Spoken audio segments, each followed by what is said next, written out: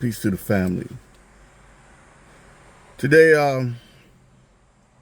I saw a quick news story on France 24 about Burkina Faso banning LGBTQ activities. And I just want to talk about it a little bit.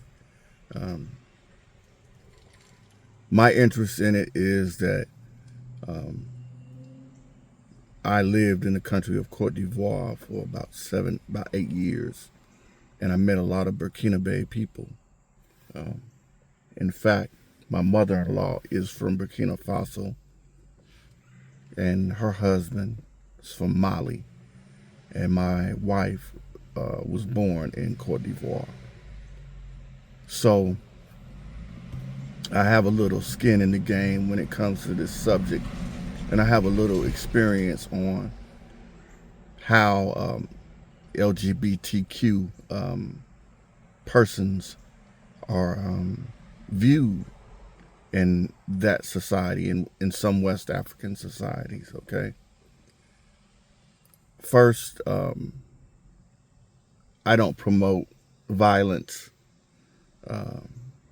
towards any specific group or people based on their religion, their age, their sex, their national origin, all of those things. First I try to lead with love. But I want to clarify that my position is no dig at anybody. To each his own. I'm saying love is the pillar, the foundation on which this society is built. A humane society is built. Okay.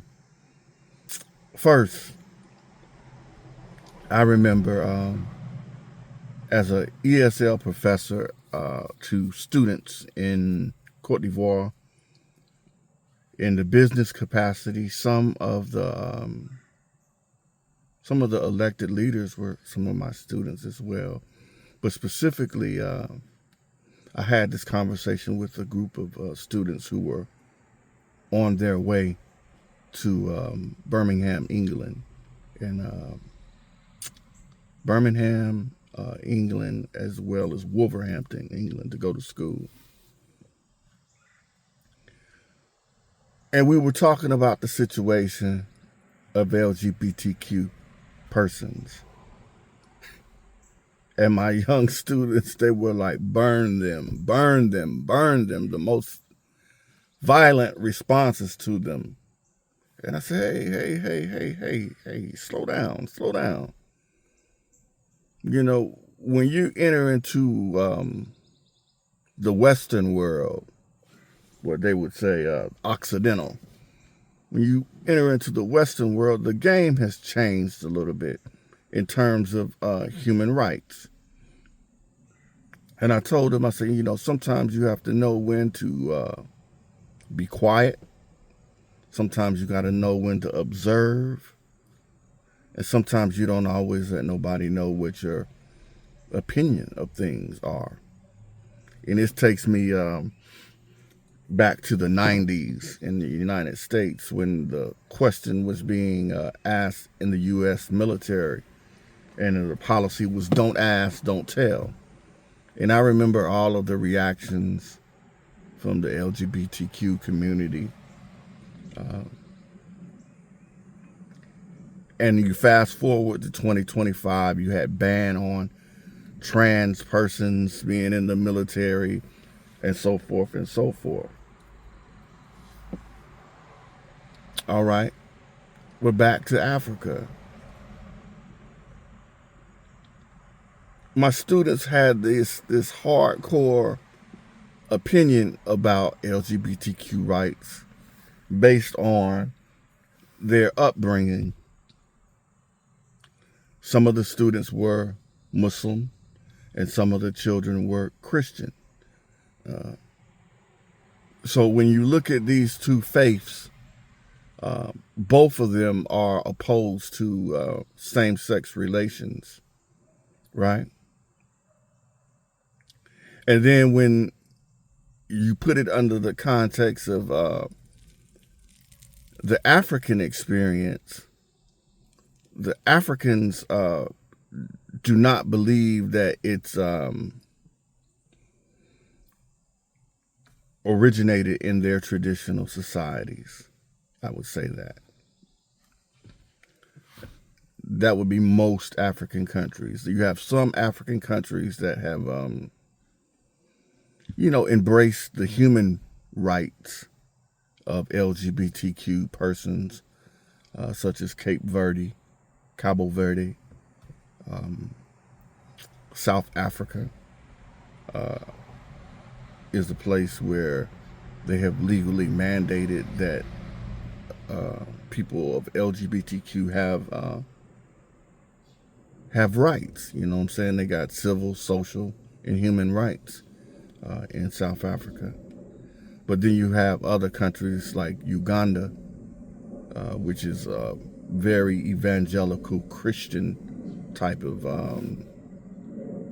country under Museveni, and it was legally banned.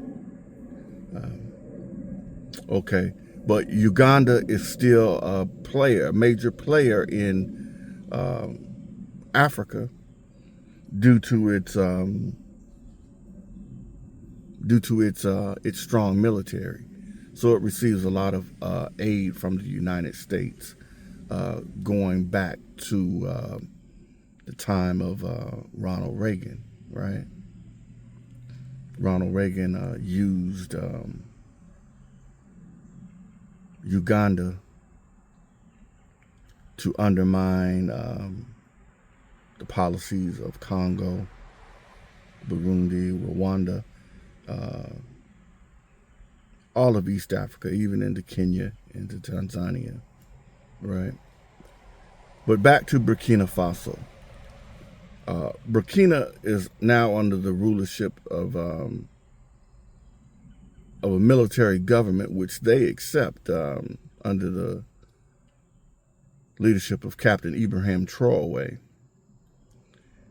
And for me, this spells trouble in the sense of this is one thing that they use to place you outside, make you a pariah. I noticed that the problems in the Gambia under Yahya Jammeh started near and around the time that he came down on sexual tourists from Europe coming to the Gambia and performing these acts on Gambian citizens, right? Then shortly following that, the resistance to Yahya Jammeh began and ultimately ended with his ousting. I'm not saying that Yahya Jammeh didn't do anything illegal or anything against the interests of the Gambia, but that was just the timeline that it followed, right? Yahya Jammeh being a military leader, a strong military leader who ruled for a pretty decent amount of time, from I guess maybe 1989 to 2016, 2017. You can fact check me on that. But they come in at Brother Ibrahim Traoré, Captain Traoré, on any level that they can come at him on. And for them to pass this law, for Burkina Faso to pass this law, it is a matter of the internal politics of Burkina Faso. Nevertheless, it has implications for how Burkina is viewed by the global community. Burkina Faso is not looking for aid, especially U.S. aid has been gutted. And Burkina is looking towards self-sufficiency and doing a good job, doing an excellent job in terms of becoming self-sufficient and raising the standard of living of its people through its own efforts.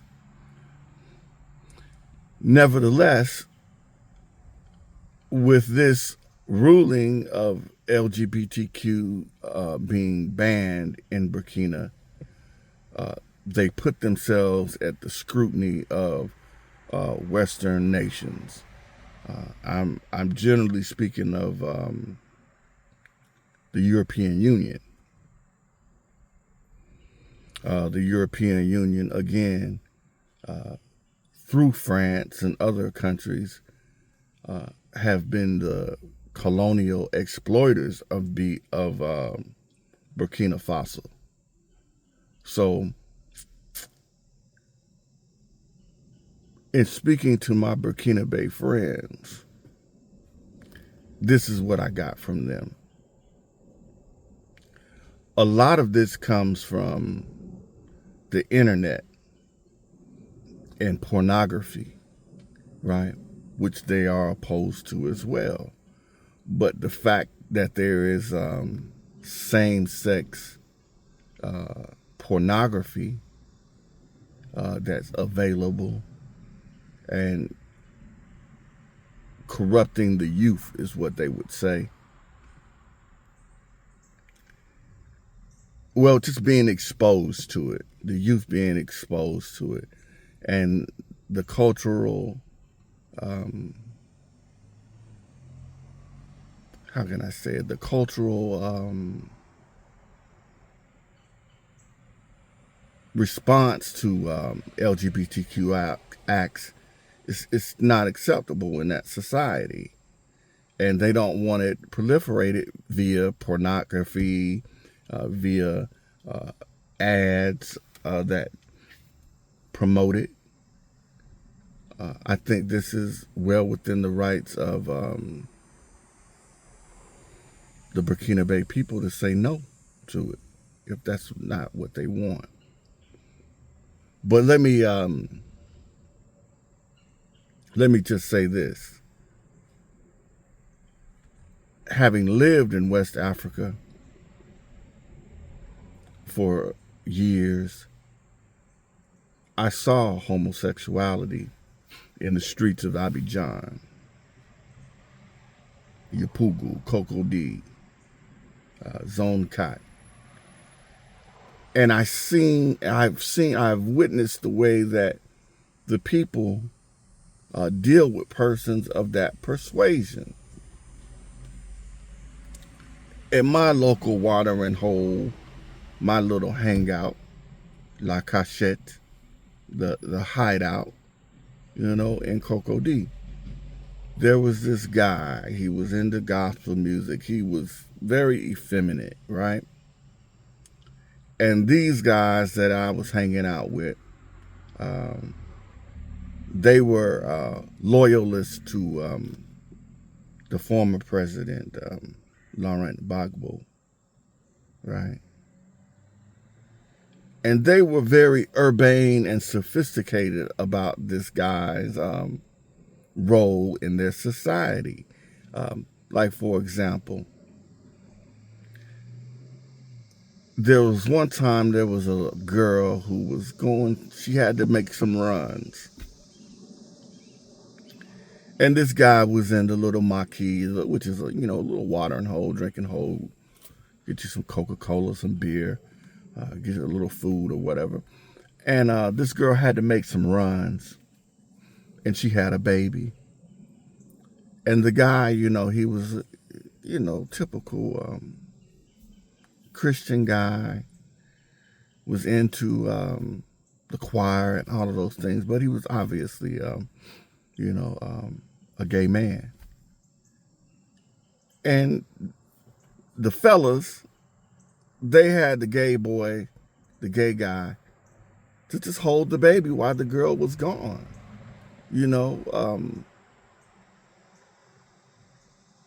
They had kind of like, kind of like, well, you see what he is, you see what his sexual orientation is, but he's still a human being. He's still one of us. And that was very impressive. That was very impressive to me, in the sense that they were significantly older than my students, per se. But that was impressive in the sense that they wasn't out to get him. They wasn't out to hurt him or anything like that. Same thing, another experience. They were telling me about the prison in Cote d'Ivoire, Maka. They say how rough it is, how tough it is.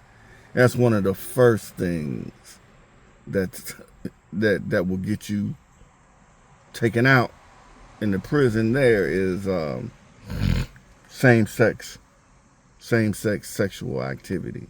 It gets you taken out. So Burkina Faso, Cote d'Ivoire, just like the rest of the world, is dealing with these issues of LGBTQ relations in society and under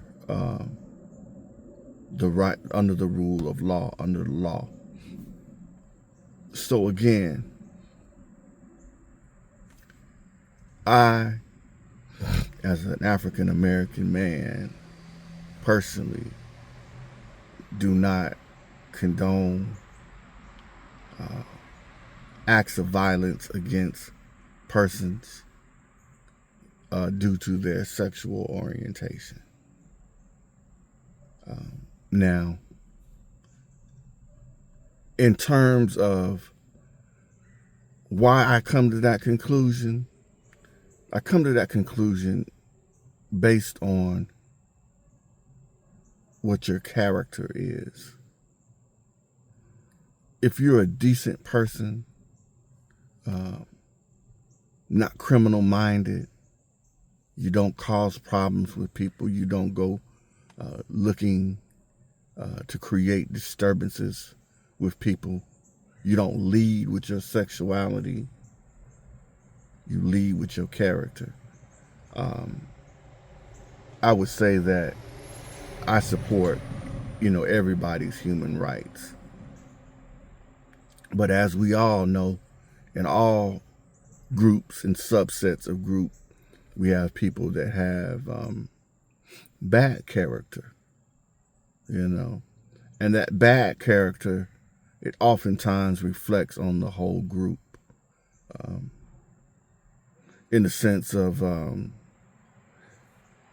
you may meet a trans person and have a negative interaction with that trans person, and then you displace your aggression on other trans people. That's not cool. You know what I'm saying? It's not cool on both parts. It's not cool on the trans person with bad character, and it's not cool with the quote-unquote straight person with bad character. Don't lead with your sexuality. Don't lead with superficial things. Let your character speak for itself and be judged on your character, right? So for me, I understand the political implication of the ban on LGBTQ persons in Burkina, and I would and I'm prayerful that the country of Burkina Faso handles it as an internal matter, and they seek justice. And they seek justice based on consideration of human rights. That's what I'll say. I believe that everybody has a place under the sun. So for me, I'm firm on it, even though it seems somewhat ambivalent, because it's a case-by-case situation. Whether there's some malfeasance involved in it or if the person is just, maybe they're being accused of participating in that type of relationship. And to be honest, even if they did, I don't think that it's the government's responsibility to police persons' bedrooms. And that has taken a lot of growth with me. I may have years ago had been on the hardcore right-wing side of it, but with age comes understanding, and I say that understanding is knowing how to act appropriately at the right time. You can agree with a thing, you can disagree with a thing without being disagreeable. And I think that that's where we have to come to in this world, that we all got to live together. So with that, I say peace. If you had lived a day without learning, then you was not living that day. Then I say peace.